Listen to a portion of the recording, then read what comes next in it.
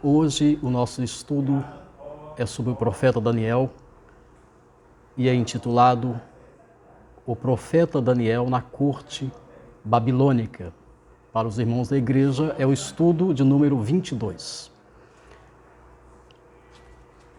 Aqui na introdução da lição nos é informado que Daniel foi para a Babilônia na primeira deportação. Na página 103 da lição, os irmãos poderão ver que houve 3 deportações, isto é, o Império da Babilônia invadiu o reino de Judá por 3 vezes. Na primeira vez, na primeira invasão, foi em 605 a.C.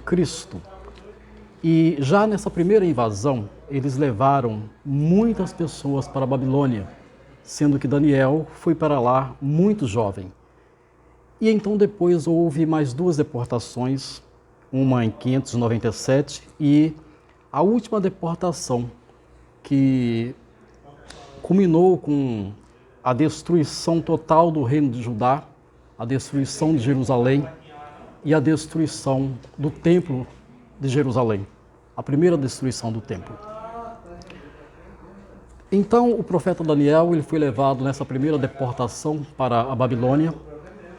E se ele foi levado na primeira deportação, isso significa que ele acompanhou todo o exílio babilônico, lá da Babilônia, os 70 anos de exílio. Daniel, ele era de família real, nos é informado também na introdução. Se ele era de família real, conclui-se que ele era da descendência de Davi, porque todos os reis que reinaram no Reino do Sul, em Judá, em Jerusalém, eram da descendência de Davi.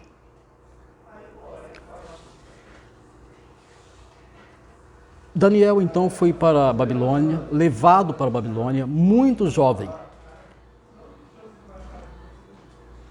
E lá ficou esses 70 anos, acompanhando todos esses momentos do exílio, as outras deportações e todos os acontecimentos que se deram ali na Babilônia, naquele momento histórico. Daniel foi um sábio que ficou todo o tempo do exílio, diz a lição, como acabei de informar, ocupando posição de liderança no governo. Em dado momento, ele foi estabelecido como governador de toda a Babilônia, sendo, naquele momento, o segundo em autoridade naquele império. E também, depois, teve grande influência e domínio durante também o Império Persa, Medo-Persa. O livro de Daniel é um livro considerado de gênero literário apocalíptico. Ele é apresentado em forma de visões, sonhos, fenômenos catastróficos, mostrando que Deus é soberano e todo-poderoso. Isto é mostrado nas visões de Daniel, que Deus está no controle de toda a história. O livro de Daniel, nesse caráter de estilo apocalíptico, ele está para o Antigo Testamento, assim como o livro de Apocalipse está para o Novo Testamento. Daniel foi escrito em hebraico, mas também com um longo trecho em aramaico. O trecho em aramaico do livro é do capítulo 2, versículo 4, a parte B, até o capítulo 7, versículo 28, é escrito em aramaico. O aramaico foi a língua mais falada do mundo antes do grego. Antes de ser estabelecido o Império Grego. E aí a língua grega dominou, mas antes disso a língua aramaica, que era uma língua semítica e falada por vários povos daquelas regiões, ela era a língua predominante no mundo naquela época. Este estudo, o autor da lição, na introdução, ele nos conscientiza que é um estudo panorâmico de Daniel. Não é um estudo expositivo do livro, é uma visão geral. Na primeira parte da lição, nos é informado que sobre a vida de Daniel como um jovem na corte babilônica. E indica o capítulo 1, versículos 1 a 20. No versículo 1, você vê que essa foi a primeira deportação no tempo do rei Joaquim. Se você abrir lá em Daniel, capítulo 1, versículo 1. No terceiro reinado de Joaquim, rei de Judá, veio Nabucodonosor, rei da Babilônia, a Jerusalém e a sitiou. Então essa foi a primeira deportação. Aqui o autor repete algumas coisas, dizendo que ele era de família real, que o livro nos informa que ele era uma pessoa de boa aparência, que ele tinha muitos conhecimentos e habilidades, e que ele se achava, e que se achavam com ele vários outros nobres. Nós sabemos que foram os amigos de... Ele teve 3 amigos principais lá na Babilônia, que foram Ananias, Misael e Azarias. Lá na Babilônia, eles receberam nomes babilônicos, que são Sadraque, Mesaque e Abednego. O nome Daniel significa Deus é meu juiz. E os nomes dos amigos de Daniel, no sentido original, significam: Ananias significa o Senhor é gracioso, Yahvé é gracioso, ou às vezes traduz como misericordioso. Misael, quem é Deus como Deus? Azarias, o Senhor é o meu auxílio, o Senhor é o meu socorro.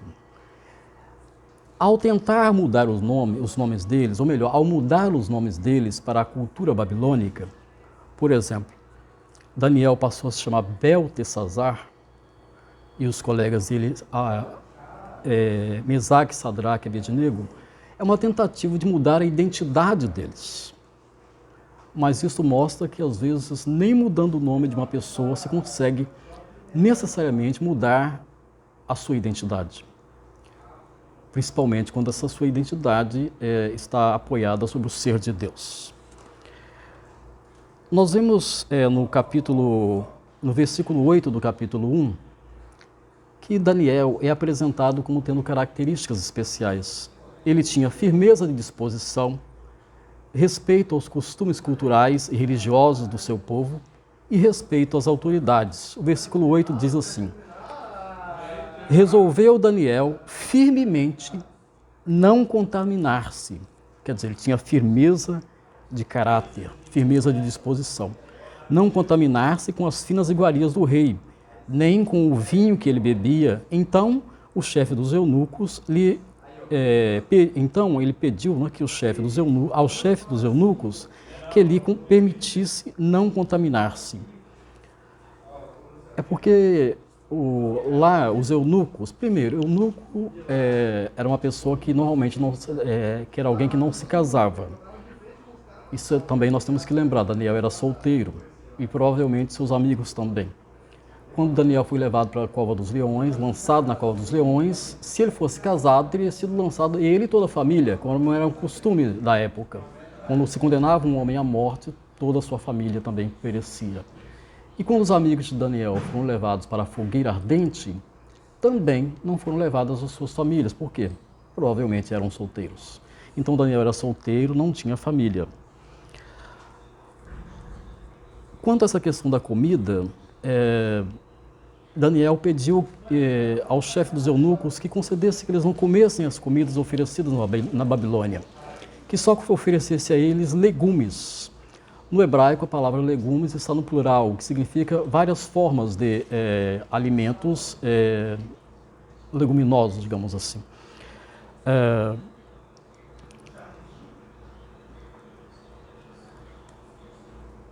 Essa questão de comer os legumes, haviam 2 implicações. Uma delas seria que ele teria que comer, se ele não comesse só legumes, ele teria que comer comidas que quebrariam a lei de Moisés, a Torá, o Pentateuco, as leis que os judeus seguiam, que dizia que certos alimentos podiam ser comidos e outros não. Então, ali ele estaria quebrando a lei da Torá.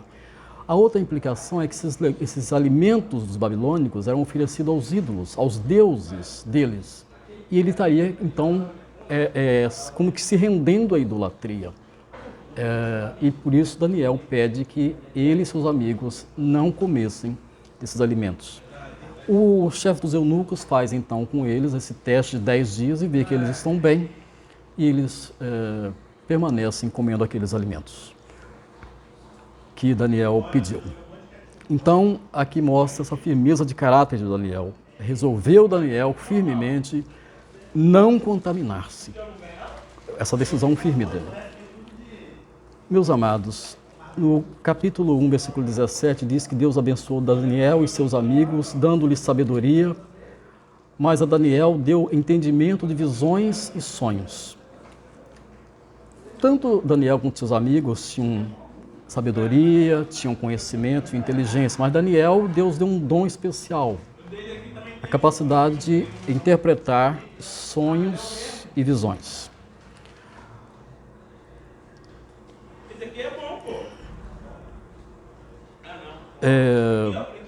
A parte 2 da lição apresenta acontecimentos na vida de Daniel sobre o rei Nabucodonosor. E aí fala dos capítulos 2 a 4 da lição.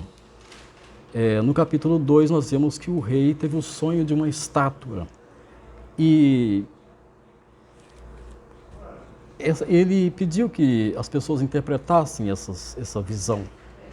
Mas só que ele queria que a pessoa interpretasse, não só interpretasse a visão, mas falasse para ele qual tinha sido o sonho. Que sonho o rei teve. Então os sábios da Babilônia não conseguiram interpretar. Mas Daniel recebeu esse dom, esta vocação. Aqui na lição nos é informado que essa estátua representava o Império Babilônico, o Império Medo-Persa e o Império Grego.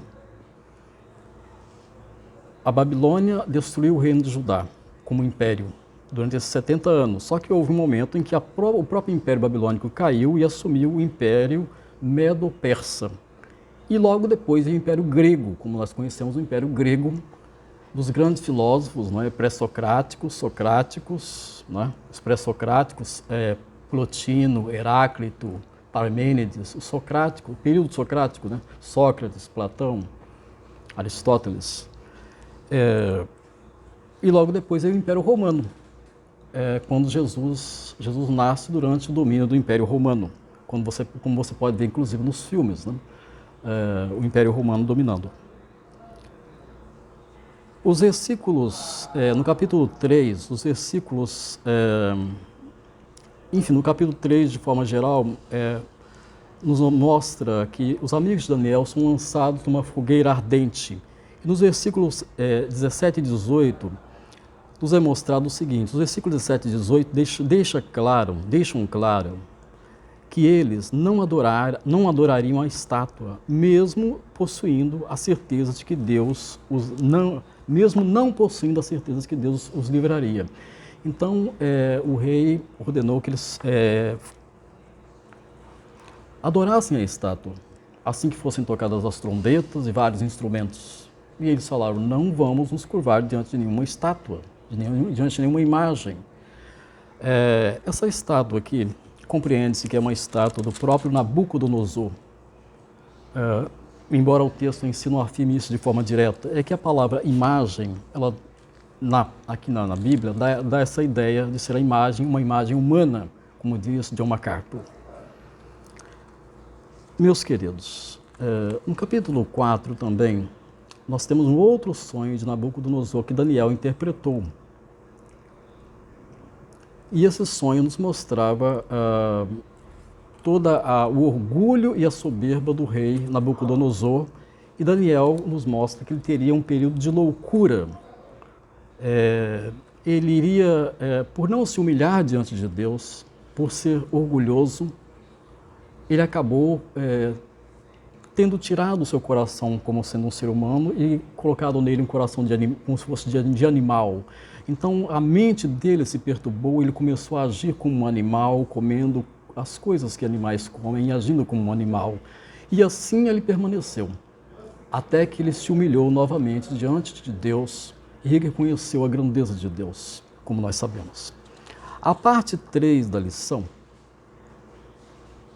na parte 3 da lição, Daniel interpreta a visão de outro rei, a Belsazar, a partir do capítulo 5. Essa nossa lição de hoje, ela vai do capítulo 1 ao capítulo 5. Aí no próximo domingo que estudaremos a partir do capítulo 6 até o final. Serão 2 estudos em Daniel. A visão de Belsazar, aqui nos é informado na lição que neste momento da história, Daniel ele já está idoso, lembrando que ele foi para a Babilônia jovem, na primeira deportação, quando Nabucodonosor levou os primeiros cativos, os primeiros israelitas como escravos para a Babilônia. Daniel, então, ele foi jovem para lá, mas agora ele já está idoso. Já está chegando ao final do exílio, que durou 70 anos. Mas ele continua fiel ao Senhor. Ele foi fiel ao Senhor quando ele era jovem e continua fiel ao Senhor agora na sua idade madura, na sua velhice. Continua com firmeza de caráter, continua com integridade inabalável. Assim como ele disse para o rei Nabucodonosor no início, ou para aquele chefe dos eunucos, melhor dizendo, resolveu Daniel firmemente não contaminar-se. Essa resolução dele, aliás, eu estou com um livro aqui que está apoiando o celular, As Firmes Resoluções de Jonathan Edwards. Esta firme resolução de Daniel, de manter-se fiel ao Senhor, foi ao longo de toda a sua vida. E agora, na sua velhice, a lição nos mostra que ele permanece fiel a Deus. Diz assim a lição: o poder babilônico tem se enfraquecido neste momento em que Daniel está já velho e idoso. A força moral da nação deixava muito a desejar e o poder persa estava em grande ascensão. Diz a história que tal era o desânimo dos babilônicos que muitos deles, e também judeus lá exilados, ansiavam pela entrada de Ciro e pelo domínio persa no país. Quer dizer, eles estavam num momento de desânimo tal que eles chegavam a dizer: tomara que esse outro império já domine logo, porque está tudo muito horrível aqui. Eles estavam nesse estado mental. Temos algumas lições neste capítulo 5 de Daniel. Nós aprendemos que o mal ele é progressivo, se ele não é contido pelo temor do Senhor. Isto é, quando o mal, quando uma pessoa admite o mal em sua vida, se a pessoa perde o temor do Senhor, ou não tem o temor do Senhor, isso pode ocorrer de o mal crescer cada vez mais na vida dessa pessoa. Então, o mal ele é progressivo. Assim como uma pessoa não pratica uma grande obra de bondade no momento, mas faz pequenos atos de bondade e vai no crescimento, assim também aquele que pratica atos de maldade, ele vai num crescimento, ele vai cedendo até que começa a ser dominado pelo mal. Nós aprendemos também nessa lição, nesse capítulo sobre o rei Belsazar, que Deus dá sabedoria àquele que nele confia. Daniel sofreu risco de morte e vários sábios da Babilônia, mas ele foi fiel a Deus e Deus lhe deu sabedoria para interpretar o sonho deste rei também, assim como fez com Nabucodonosor. Nós aprendemos nessa lição também, amados, nós aprendemos também aqui neste capítulo mais uma lição, que no final das contas, a justiça de Deus não deixa o mal impune. O Belsazar, nesse capítulo, ele pratica o mal e nós vemos que ele sofre as consequências do mal porque ele não se rende ao ser de Deus. Ele acaba sendo assassinado, ele morre na mesma noite em que Daniel interpreta o seu sonho. O que ele praticou de tão horrível, Belsazar?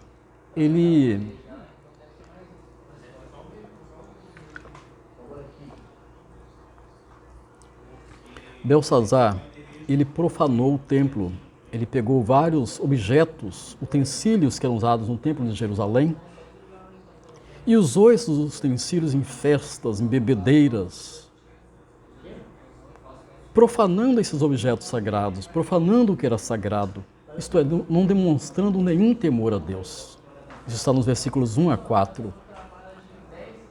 Dos versículos 5 a 9, nós vemos que o rei, já bêbado, ele usou esses utensílios, profanando o sagrado, ofendendo a Deus. E quando ele estava bêbado, durante a noite, ele teve uma visão e tremeu de pavor. Diante da manifestação da justiça de Deus, o rei tremeu. Ele era muito corajoso, mas quando Deus manifestou-se, ali escrevendo na parede, ele tremeu. O ser humano pecador e cheio de culpa não subsiste no juízo, diz o Salmo 1, versículo 5. Só o pecador penitente e contrito, alcançado pela graça, é livre de culpas. Os sábios não foram capazes de interpretar o sonho do rei, mas Daniel, que tinha recebido de Deus este dom especial, conseguiu interpretar. Versículos 10 a 17 nos mostra que a rainha, depois que o rei já tinha ordenado a morte de todos os sábios da Babilônia, inclusive ia morrer até o Daniel, que nem estava sabendo o que estava acontecendo, e os amigos dele, a rainha, ela sabia a respeito de Daniel, da sabedoria de Daniel, e o levou à presença do rei, que lhe ofereceu presentes e honras. Mas Daniel rejeitou. Ele falou: eu vou interpretar o sonho, quanto aos presentes, guarde-os com você. Mostrando também aí a sua firmeza de caráter. Dos versículos 18 a 31, é dada então a interpretação do sonho. Aqui na nossa lição diz assim: ao dar a interpretação, Daniel falou também ao rei da situação espiritual dele.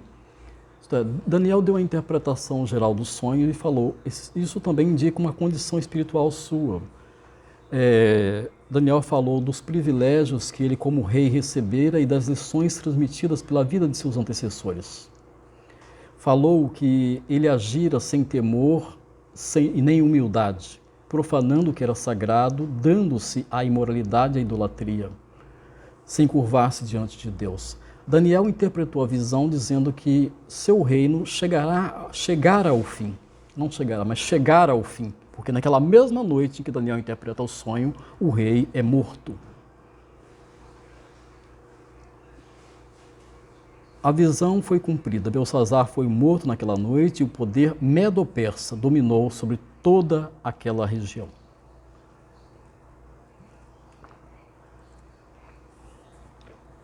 Conclusão da lição. Daniel foi alguém cuja firmeza de caráter e fidelidade ao Senhor ensinavam aqueles que vivem na corte, que aqueles que vivem na corte, isto é, vivem com poder político, econômico, mesmo esses, se forem firmes com o Senhor, poderão se manter incorruptíveis. Uma coisa difícil em nosso Brasil, mas se a pessoa for realmente fiel a Deus e temente a Deus, isso pode acontecer. A coragem aliada à humildade e à sabedoria foi dada por Deus a Daniel e é dada a todos aqueles que o temem. Coragem e sabedoria.